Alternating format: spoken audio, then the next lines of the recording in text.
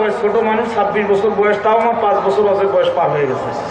তো আমি হিসাব করে দেখলাম আমার ওজন মনে হয় কারো কাপড় চোপড় লম্বা হয় নাই, বরং খাটোই হয়েছে। যে হিসাবে কমতেছে আগামী 2-5 বছর পরে কাপড় চোপড় পরেই কিনা আমি সেই চিন্তায় পাগল হয়ে যাচ্ছে। আমরা যতই নসিহত করছি যে ওয়াকারনা ফি বুয়ুতিকুন্না ওয়ালা তাবাররাসনা তাবাররুজাল জাহিলিয়াতিল উলা, ওদের কাপড় আর দিন দিন তত ছোটই হচ্ছে। আসলে ওয়াশ করলে হবে না, ওখানে ওয়াশ করা লাগবে, ঠিক কিনা বলুন? বাজারে যেয়ে দেখবেন যে শাড়ির যত বেশি দাম তার তত বেশি ফাঁকা ফাঁকা নেট, ওর নাম রাখছে মার্বেল জর্জেট।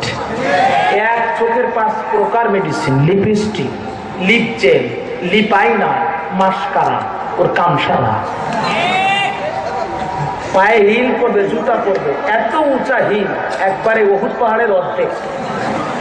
হাঁটার সময় শব্দ হবে চটাং চটাং চটাং, ও স্লিপ খাইলে সিট পটাং, চোখের শিরা সহ ছিঁড়ে যাবে।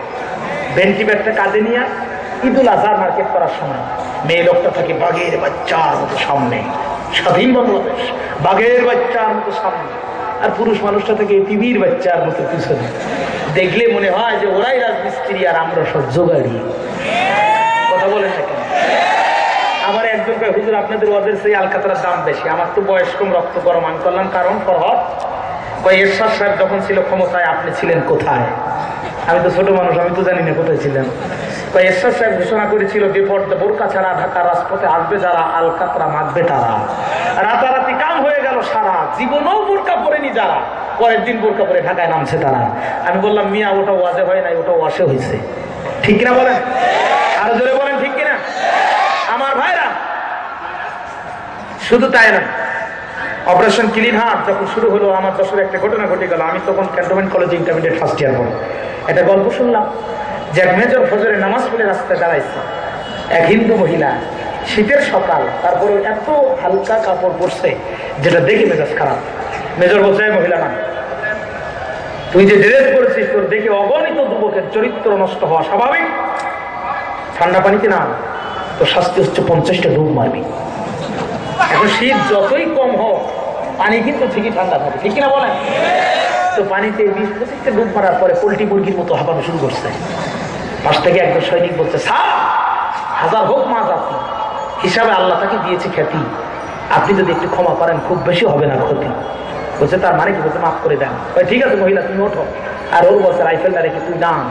বিপর্দা করার জন্য শাস্তি দিলাম 50টা, আর বিপর্দার দালালি করার জন্য তুই ডুব মারবি 100টা। এখন আপনারা বলেন এরকম যদি শাস্তি দেওয়া হয় তাহলে কি এই বিপর্দা অবস্থায় গাড়ির রাজপথে আসতে পারবে? তাহলে ওয়াশ দরকার না ওয়াশ দরকার? আজকে ইফতিজিং বন্ধ করতে হলে, শিশু ধর্ষণ বন্ধ করতে হলে, গাড়িতে ছাত্রী ধর্ষণ বন্ধ করতে হলে আল্লাহ কোরআনকে পার্লামেন্টে বানাতে হবে। আমি মনে করি আজকের এই গাড়িতে নারী নির্যাতন, শিশু ধর্ষণ এসব কোরআন বিরোধী সংবিধানের অবদান, ঠিক কিনা বলেন? সুতরাং এইগুলো বন্ধ করতে হলে কোরআনকে পার্লামেন্টে পাঠানোর কোনো বিকল্প নেই। এই কথাগুলো বলি আমাদের কয় রাজাকার। আমি কি আমার আব্বুই করতো ক্লাস করে, আমি কিভাবে রাজাকার? কয় তোরা পিচ্ছি রাজাকার। হিসাব করে দেখলাম যে কষ্ট পেয়ে লাভ নাই। ওরা আমাদের যে হত্যে রাজাকার বলে আমার নবীকেও সেই হত্যে রাজাকার বলেছিল, ঠিক কিনা বলেন?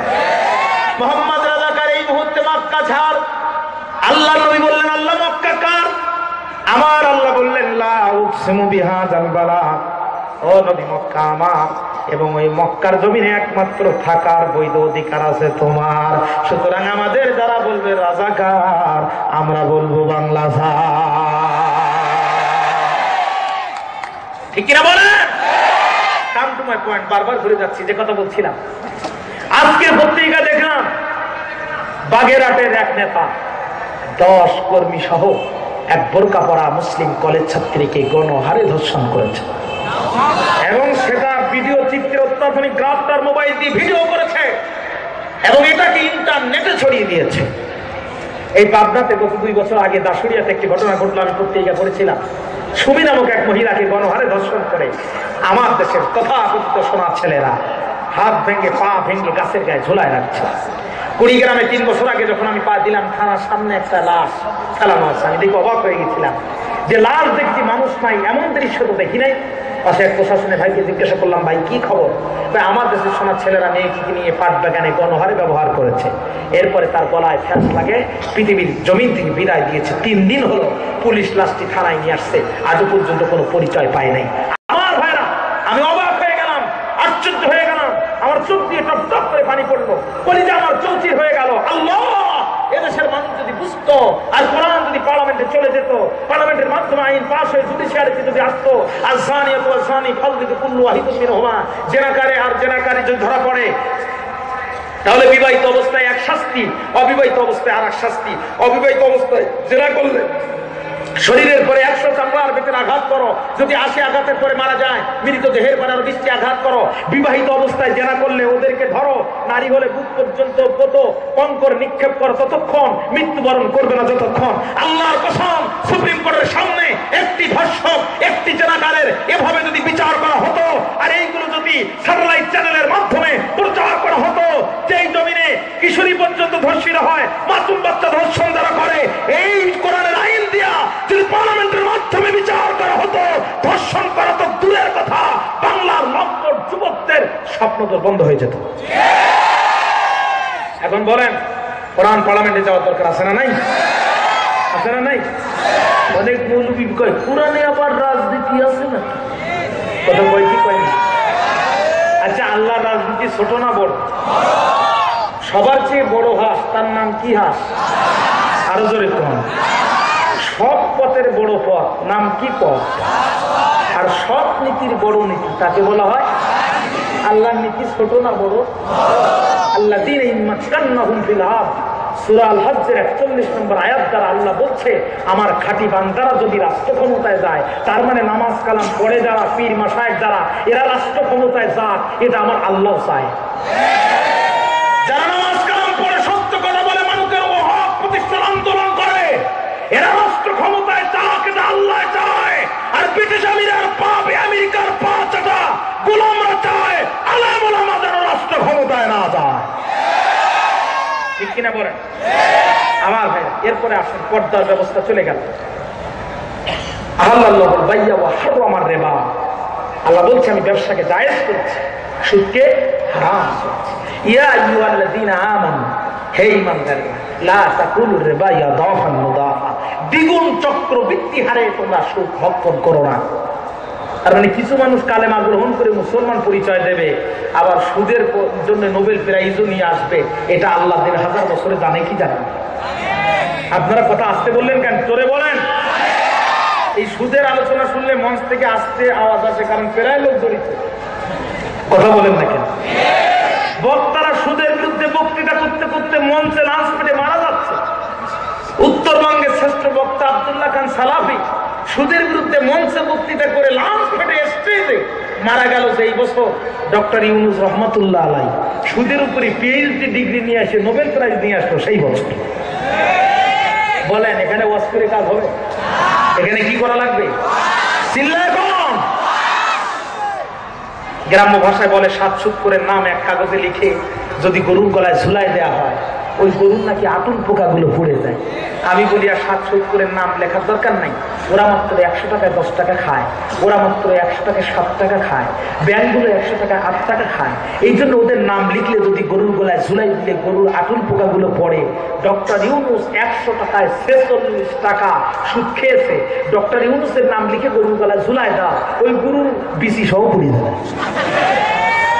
কথা বলেন ভাইরা আমার, 1000 বছর পূর্বে বিশ্বনবী বললেন, আখলিল দীনাকা ইয়াকফিকাল আমালুল কলিল, উম্মতি আল্লাহর জমিনে আল্লাহর দ্বীনকে প্রতিষ্ঠিত করে দাও।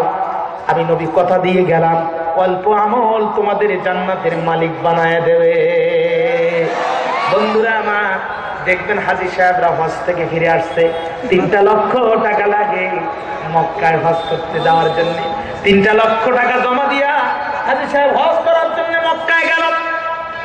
একটা টিকিট নিয়ে জিয়া আন্তর্জাতিক বিমানবন্দরে বসলো। যখন হাজী সাহেবের সামনে একটা নতুন জ্বালা আবির্ভাব হলো। তখন হাজী সাহেবের সামনে দেখা দিল নয়া জ্বালা, পাতলা শাড়ি পরে হাজির হলো সুন্দরী বিমানবালা। বিমানবালা ডাক দিয়ে কয়, হাজী সাহেব প্রথম ধাক্কাটা একটু জোরে লাগবে, তারপর সব ঠিক হয়ে যাবে। আসেন দেখি আপনার আপেলটা কেটে দেই, আপনার লেবুটা ছুলে দেই। হাজী সাহেব কয়, আল্লাহ আমি করতে যাচ্ছি কি, আর এখন শুরু হচ্ছে কি? এমন সুন্দরী যদি সামনে আসে, যুবকের পুরুষের লক্ষ্য যাবে কি যাবে না? নারীদের প্রতি আকৃষ্ট করে রব্বুল আলামিন পুরুষ জাতিকে সৃষ্টি করেছেন। যেই পুরুষরা বলে নারীদের দেখলে আমাদের আকর্ষণ হয় না, কাল বিলম্ব না করে ওদের মেডিকেল টেস্ট করা প্রয়োজন, যৌবন ঠিক আছে কিনা। কারণ তোমায় পয়েন্ট, যে কথাটা বোঝানোর জন্য আমি বলতেছি, যে কথাটা